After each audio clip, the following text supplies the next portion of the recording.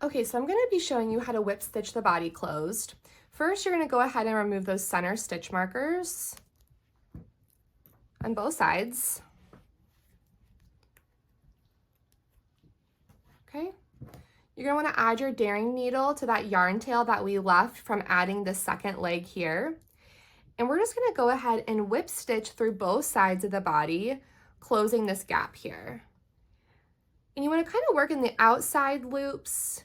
Depending on the stitch, sometimes I work through the whole stitch just to make sure that that is closed really well. I'm going to work my way back through the other side here. Okay, so now that whole gap is closed, and I'm just going to work this needle back through the body, just getting this yarn tail tucked back in.